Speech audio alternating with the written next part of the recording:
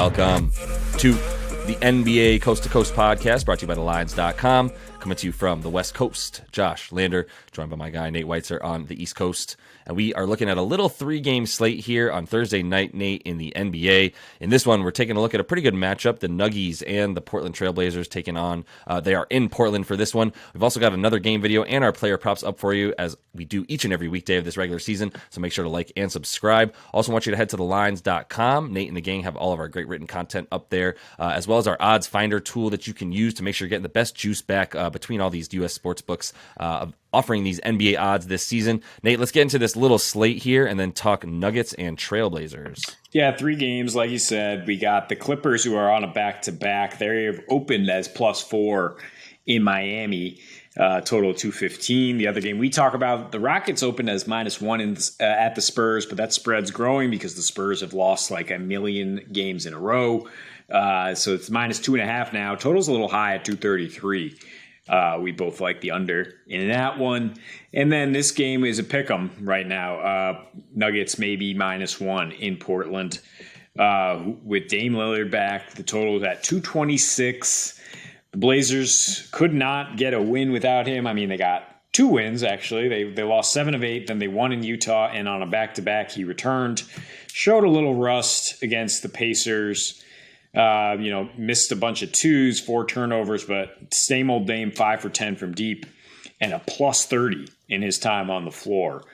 We talked about Denver's home road splits a lot when we wanted to take them at home against Dallas 2 nights ago. And now everything indicates that on the road, they should be giving up a lot of points at the very least here. Dallas managed to get enough going from the perimeter to beat them in Denver, and it is a stark difference. I mean, they're 29th in defensive efficiency on the road, 25th in three-point percentage, which, you could pretty much stop on that right there, because now you have both Dame Lillard and Anthony Simons to deal with. And I don't think there's a better shooting backcourt because Klay Thompson is not Klay Thompson anymore, at least in their ability to get their own shot. And Denver's defense has just been very inconsistent and pretty consistently bad on the road. The question is, will they be able to score? Because when they went to Portland in early November, Joker got into foul trouble, couldn't score on his old buddy Nurkic. And he's been pretty quiet lately, honestly. I mean, they've lost 3 straight because he's not being as assertive as the 2-time MVP should be. Granted, he had COVID like 10 days ago, and, you don't know where his wind is at. But, I mean, I don't know it's if they're going to lose 4 straight here. I mean, they are 6-3 after a loss and 5-0 with that rest disadvantage. But I'm not really willing to bet against Portland with Dame out there either. Their defense, both teams have really good wing defense here. So I think that's going to be difficult to overcome. But I think that the Nuggets' struggles from defending the 3-point line, combined with Portland's struggles denying assist to field goal, are pretty strong in support of this going over 226. Portland's 27th in opponents' assisted field goal. Denver's 3rd in assists, of course, with Jokic at the controls there. Jamal Murray also starting to come into his own in terms of ramping up his minutes, his assists, his production. And then you got Bruce Brown there as your bonus facilitator in the middle. Aaron Gordon returned to play really well in that loss to Dallas. But, I mean, the key here, which probably dancing around, is they went over with Dallas at home where their defense is better. And while Portland is a pretty good defensive team this year and is keeping totals down in general, not as much when they have Dame, and I don't think as much in this matchup as you would expect Dallas to just slow it down and play at that snail's pace. Portland at least plays at a pace of 98 at home, where they allow 112 and score 114. Yeah, I think that's the only place I really lean here. I mean, there's nothing in the way of like a trend between these two teams in their recent matchups that I feel good talking about or using in any way for this. Dame didn't play last season, essentially. I think they had one game against the Nuggies where they played with Dame. But like nobody comes along for the ride when these two teams are playing well on offense, when one of them is playing well on offense, I should say, right? Like it's either a 25-point blowout one way or the other. And one team scoring, in the 120s and above, and one team scoring 110 or less. And so I don't know what to do with any of that. When you look at the way that these teams score, Portland's much better on defense this year, to your point, but they're also much better on offense at home. And I think, being better on defense this year is still not great. It's just, it's being in the top 15 as opposed to like the second worst defensive team in the league, maybe, worst at times last year. So that's all obviously a direct result of a few extra guys, Josh Hart coming in the middle of the season, and then Jeremy Grant coming over in the offseason.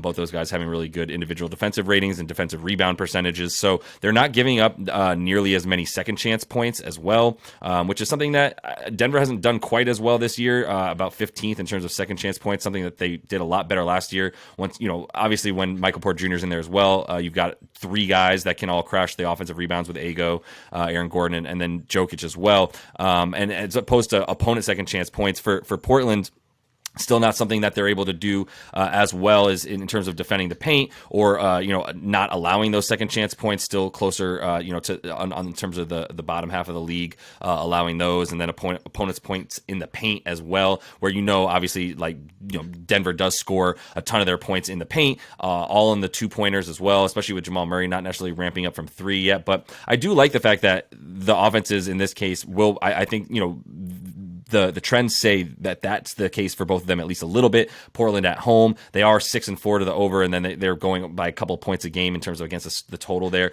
And then Denver 9-6 on the road in terms of going over there as well, covering by about 4 points in those overs as well. So like you said, the offense the other night and the lack of defense for them, a little bit more emblematic of Jamal Murray getting 32 minutes a game at this point in the season versus the roughly 26 a game that he was getting when these two teams faced off last time, and Portland did win that game with Denver still struggling to sort of insert Murray back into the lineup effectively. Jokic ended up getting like 3 or 4 fouls before halftime, and not really being a factor in this game with just 9 points, 9 boards, 9 rebounds, or 9 assists as well in just the 26 minutes. So I think you can expect a bit more from him, but still in the matchups where he and Nurkic have been sort of just throwing haymakers at each other, it's just like watching two giant heavyweights just hit each other over and over, tire each other out, to the tune of Jokic averaging less than 20 points a game, less than 9 boards and 7 assists in 13 career games versus Jusuf Nurkic after they split up from the Nuggies. Nurkic went to the Blazers. So for Nurkic, same concept, sort of bigger brother Jokic has held him to roughly 16 points a game, 10 boards, and about 2 assists. So it's like, just cancel that out almost for those two guys. Obviously, give a little bit of an edge to Jokic, and you would hope that he would be coming back with a bit more of a vengeance. But I just go for the points when you've got Dame out there and you've got some really good clutch numbers, obviously, when he's on the floor for them. And then, the Nuggets have been playing all right in the fourth quarter, except for in these losses as of late where they've had some struggles. I think this is one where they pull it together and are at least focused enough to have like a good offensive battle. Yeah, I mean, we say he's struggled against Nurkic. According to the simple metric of offensive rating, he had a 171 offensive rating in those 27 minutes against Nurk, and then 150 in the previous two, even though he scored 20 and 28. So it's not like he can't score on the big brute. Jokic, pretty unfazed by anything. We expect the Nuggets to bounce back, and I think that's the bigger trend here than even their home road, is that how do they respond from a loss? It's not by clamping down. It's by showcasing that incredible offensive efficiency. That's really their only chance to be a contender. After a loss last season, they were 22-13 to the over, clearing that by +6 per game. You look at how they opened the season. Their fourth game of the season was this embarrassment at Portland where they gave up 135. They opened the season with an embarrassing blowout at Utah. But in between that, how do we bounce back? They scored 128 on the Warriors in Golden State. Completely different team there versus there. So, now trying to have some get back here against Portland and snap a 3-game skid, I think that's what you really want to lean on, is Denver bringing it offensively and then just, Dame rising to the challenge, offensive efficiency on the other side of the ball. Because that's exactly what we expect from a Damian Lillard led team. Is that's how we're going to match you. And as good as some of these wing defenders are, the strengths, the MVPs of each team are going to be operating kind of outside those parameters. They're not exactly your typical wings. They're Dame Lillard from deep and Jokic facilitating everything. So, yeah, I think over at 226 seems pretty good.